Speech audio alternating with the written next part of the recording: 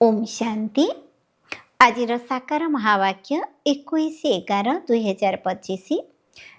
मधुर संतान माने तुमे माने एबे ईश्वरीय सेवारे उपस्थित अछ।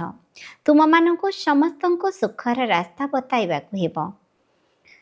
वृत्ति प्राप्त करिबा पई अर्थात स्कॉलरशिप नेबा भली पुरुषार्थ करिबाकु पड़िबो। प्रश्न, तुम मानक बुद्धि रे जेबे ज्ञानर भल धारणा होई जाए तेबे केउं डर बाहरी जाए? उत्तर, भक्ति मार्ग रे जेउं भय रही थाए जे गुरुंक द्वारा आमको कौनसी अभिशाप न मिलू, एही भय ज्ञान रे आसीबा द्वारा ज्ञानर धारणा करिबा द्वारा समाप्त होई जाए। काहेकि ना ज्ञान मार्ग रे केही अभिशाप दे परिबे नाही।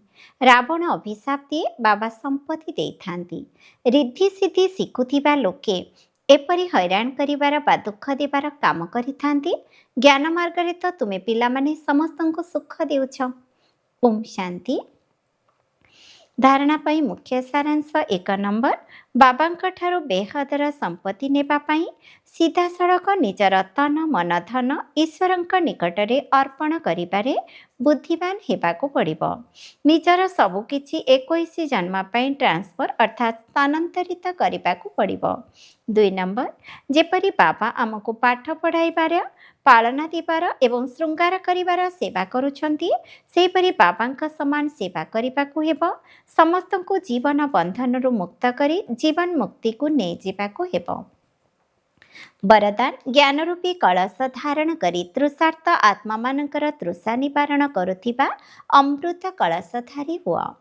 वर्तमान अधिकांश आत्मा माने प्रकृतिर अल्पकालर साधन गुड़िक ठारू आत्मिक शांति प्राप्त करिबा पाई उद्दिष्ट थिबा अल्पज्ञ स्थान गुड़िक ठारू परमात्मा मिलन कराइबार ठिकादार मानक ठारू थकी गलेनी, निराश होई गलेनी। भाबुछंती सत्य आउ किछि अछि, सेमाने प्राप्ति तृषार्थ अटंती। एहिभଳି तृषार्थ आत्मा मानଙ୍କୁ आत्मिक परिचयर परमात्मा परिचयर यथार्थ बुंदाटी मध्य तृप्त आत्मा करिदेव।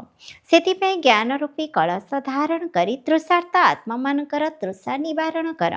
अमृत कलश सर्वदा साथी रे रही थाउ, निजे अमर हुआ एवं अमर कर। स्लोगान, जदि आडजस्ट हेबार कला को निजर लक्ष्य रूपे ग्रहण करिनेब तेबे सहजरे संपूर्ण होइजिब। अव्यक्त इशारा, अशरीरी अथवा विदेही स्थितिर अभ्यास को बढ़ाओ। अशरीरी हेबा पाई एकत्रीकरणर शक्ति अति आवश्यक अटे। निजर देह अभिमानर संकल्प को देहर दुनियार परिस्थिति गुड़िकर संकल्प को एकत्रित करिबाकु हेबो। केवल घर को जीवार संकल्प व्यतीत अन्य कौनसी भी संकल्पर विस्तार न हेउ। केवल यही गोटे संकल्प रहुछि, एबे खूब शीघ्र घर को जीवाकु हेबो। अनुभव कर जे मु आत्मा यही आकाश तत्व ठारू मध्य परपारी को उड़ी करी जाउछि।